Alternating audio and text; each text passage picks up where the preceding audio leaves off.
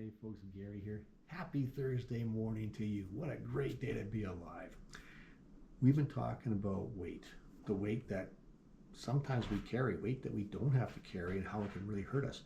One of those things is stress. When you're really stressed about things, that can be really harmful to you. It really actually affects your body in a negative way, but it can be harmful to you, and it can really color how you see everything else around you. So it's good to lose that stress.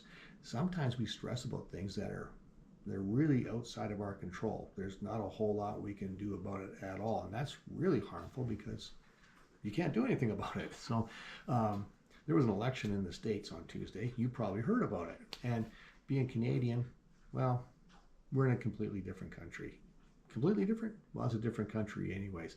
So we got our own issues. I don't need to be that concerned about the States or what goes on in the States or anything like that.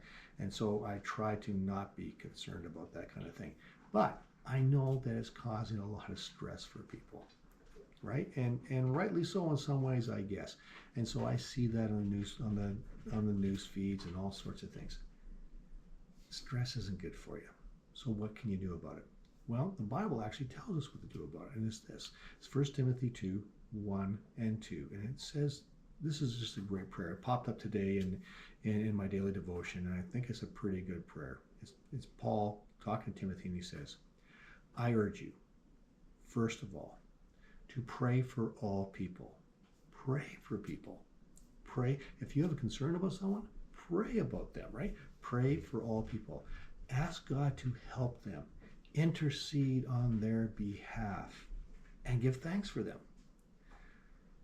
You know, when it comes to politics and that kind of stuff, oftentimes we don't like people that are in office, right? We find problems with them, all sorts of things. Now, we can really complain about it, or we can thank God for them and pray for them.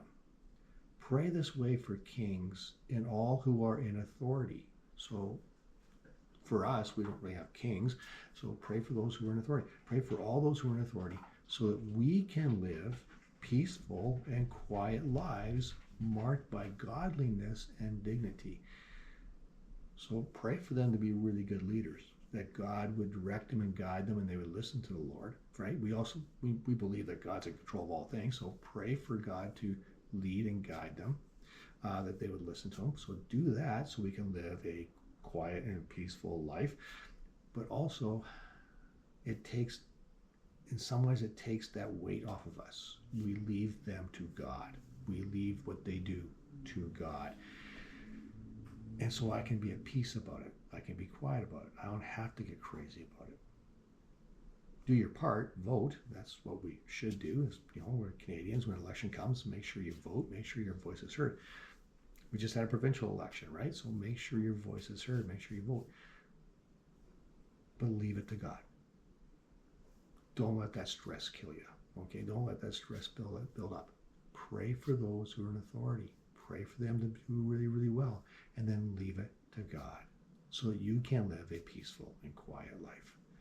Because you don't need that weight hanging on you. So that's the advice for today, or the message for today. Thank you for watching. Have a fantastic day. And remember, pray. Try praying. You'd be surprised how well it works. God is really good. We'll see you later.